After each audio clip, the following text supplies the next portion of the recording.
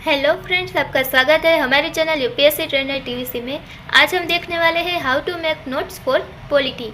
यहाँ पर मैंने स्टैंडर्ड 7 के मेरे बनाए हुए पॉलिटी के एनसीईआरटी के नोट्स दिखाए हुए हैं। तो चलो फ्रेंड्स स्टार्ट करते हैं।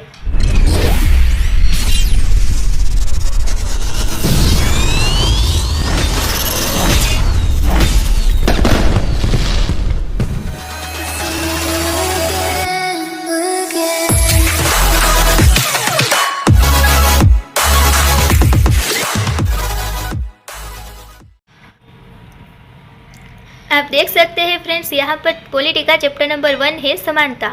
पहले मैंने यहाँ पर चैप्टर नंबर 1 के सारे पॉइंट को कवर किया हुआ है। जैसे कि आप देख सकते हैं, जो पॉइंट एनसीईआरटी में है वो सारे पॉइंट मैंने पहले उसके नाम लिखकर आपको दिखाया हुआ है। इस चैप्टर में टोटल 6 पॉइंट है और उस सारे पॉइंट को मैंने डिटेल में नीचे समझाया हुआ है और यहाँ से मैंने चैप्टर की स्टार्ट की है। तो यहाँ देख सकते हैं, पहला पॉइंट है समानता। यहाँ पर पहला पॉइंट समानता समझाया हुआ है। दूसरा पॉइंट है मताधिकार की समानता। यहाँ पर दूसरा पॉइंट समझाया हुआ है मताधिकार की समानता। आगे देखते हैं फ्रेंड्स, इस चैप्टर में आगे बढ़ते हैं। चैप्टर नंबर 1 में ये 4th पॉइंट है और ये 5th पॉइंट। यहाँ पर जब एनसीईआरटी में अनुच्छेद को वर्णन किया हुआ है, उस पॉइंट में मैंने भी यहाँ पर आपको अलग से अनुच्छेद का वर्णन करके दिया हुआ है। यहाँ पर अनुच्छेद 14 से अनुच्छेद 18 तक का एक्सप्लेन किया हुआ है और जिससे आप इजीली समझ सकते हैं और इस अनुच्छेद को याद भी रख सकते हैं। आगे देखते हैं फ्रेंड्स, यहाँ पर जो पॉइंट इम्पोर्टेंट है उसे मैंने हाईलाइट भी किया हुआ है। जैसे कि आप जानते हैं, हमारे 7th की एनसीईआरटी में सारी पॉलिटी की बेसिक चीज़ें ही है। उसमें से हमें सारी इम्पोर्टेंट और ऐसी चीज़ें लेनी है जो हमें बहुत हेल्पफुल हो सके, और अगर हम इन बेसिक चीज़ों को समझ पाए तो हमें आगे पढ़ने में भी आसानी होगी। जैसे कि आप देख सकते हैं, यहाँ पर मैंने एक विथ एग्जाम्पल समझाया हुआ है एक चीज़। रोज़ा पार्क्स एक अफ्रीकी अमेरिकी थी जिन्होंने 1 दिसंबर 1955 को दिन भर काम करके थक जाने के बाद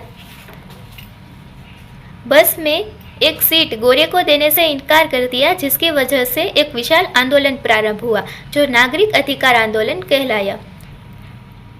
ये विथ रीज़न समझाया हुआ है कि आंदोलन क्यों हुआ और किस समय हुआ था, और आंदोलन होने के पीछे का योग्य कारण भी दिखाया हुआ है। तो फ्रेंड्स आगे बढ़ते हैं। यह है लास्ट पॉइंट, लोकतंत्र की चुनौती, जो एक्स्ट्रा पॉइंट लास्ट में ऐड किया हुआ है। तो फ्रेंड्स यहाँ पर चैप्टर नंबर 1 ख़त्म होता है। आगे देखते हैं चैप्टर नंबर 3, राज्य शासन कैसे काम करता है। यहाँ पर भी सेम चैप्टर नंबर 1 की तरह महत्वपूर्ण टॉपिक मैंने पहले ही दिखाए हुए हैं। जैसे कि पहला पॉइंट है परिचय। इस चैप्टर में पहले परिचय देके समझाया हुआ है कि इसमें क्या क्या बात करी है। तो फ्रेंड्स आगे देखते हैं, इसमें ये है दूसरा टॉपिक, विधायक कौन होता है, और उसमें भी मैंने विथ एग्जाम्पल समझाया हुआ है। ये सेम एग्जाम्पल आपको आपकी एनसीईआरटी में भी दिखाई देगा और वही एग्जाम्पल को मैंने यहाँ पर भी दिखाया हुआ है, जैसे कि आप इजीली समझ सकते हैं और आपकी एनसीईआरटी को पूरी यहाँ पर सिर्फ नोट्स पढ़ के भी कवर कर सकते हैं। यहाँ पर इस चैप्टर में भी जो योग्य और सारे पॉइंट कवर करने हैं वही सभी मैंने कवर किए हुए हैं। जैसे कि आप देख सकते हैं, सारी चीज़ें मैंने इम्पोर्टेंट पॉइंट और एग्जाम्पल के साथ ही समझाया हुआ है। नेक्स्ट देखते हैं, ये चैप्टर नंबर 5, औरतों ने बदली दुनिया। यहाँ पर भी सेम इस चैप्टर के शुरुआत में ही सारे पॉइंट मैंने पहले लिखे हुए हैं और यहाँ पर भी शुरुआत परिचय से ही होती है। आगे देखते हैं फ्रेंड्स, यहाँ पर भी मैंने सारे इम्पोर्टेंट पॉइंट हाईलाइट किए हुए हैं जो आपको प्रीलिम्स में भी काम आ सकते हैं। जैसे कि आप देख सकते हैं, 1890 के दशक में रामबाई ने महिलाओं की शिक्षा को समर्थन दिया। यहाँ पर देख सकते हैं, अमार बिजोन 1876 रासुंदरी देवी नामक उन्होंने एक आत्मकथा लिखी थी जो पहली महिला द्वारा लिखी हुई आत्मकथा थी। ये सारे पॉइंट मैंने कवर किए हुए हैं और सारी चीज़ें यहाँ पर दिखाई हुई है। जैसे कि आप देख सकते हैं, 1961 की जनगणना के अनुसार महिलाओं को केवल 15% की तुलना में पुरुषों में लगभग 40% साक्षर थे, और वही चीज़ 2011 में पुरुषों के लिए 82% और महिलाओं के लिए 65% हो गया। यह सारी चीज़ें एनसीईआरटी में दी हुई है और वह सारी चीज़ें मैंने यहाँ पर भी आपको दिखाए हुए हैं। यहाँ पर आप देख सकते हैं सारे पॉइंट, जैसे कि महिला आंदोलन का पॉइंट है, यह अभियान का पॉइंट है, और यहाँ पर दहेज कानून को भी मैंने डिटेल में समझाया हुआ है, जो आपके एनसीईआरटी में भी दिया हुआ है।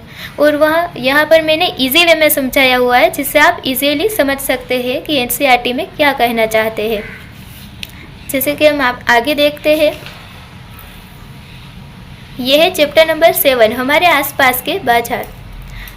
यहाँ एनसीईआरटी में 7th के एनसीईआरटी में टोटल 8 चैप्टर है, और यहाँ पर मैंने कुछ चैप्टर आपको दिखाए हैं, जिससे आप समझ सकते हैं मैंने किस तरह के नोट्स बनाए हुए हैं। अगर आपको ये सभी नोट्स चाहिए और ऐसे ही आप इजीली एनसीईआरटी को कवर करना चाहते हैं विथ नोट्स, तो आप हमारी चैनल के साथ जुड़े रहिए। और अगर आपको ये सारे नोट्स चाहिए तो आप हमारे दिए गए कॉन्टैक्ट नंबर पर मैसेज करके हमसे कांटेक्ट कर सकते हैं और हमारे टेलीग्राम ग्रुप में ज्वाइन हो सकते हैं। वहाँ पर हमने सारे सब्जेक्ट के ऐसे ही नोट्स रेगुलर हम वहाँ ऐड करते हैं। वहाँ पर आपको एनसीईआरटी और रेफरेंस बुक दोनों के नोट्स अवेलेबल है। तो फ्रेंड्स, ये है स्टैंडर्ड 7 के एनसीईआरटी के नोट्स, और आगे ऐसे ही वीडियो देखने के लिए हमारे साथ जुड़े रहिए। अगर आपको वीडियो अच्छा लगा तो वीडियो को लाइक कीजिए और चैनल को सब्सक्राइब कीजिए। सो फ्रेंड्स, मिलते हैं नेक्स्ट वीडियो में। तब तक के लिए थैंक यू सो मच।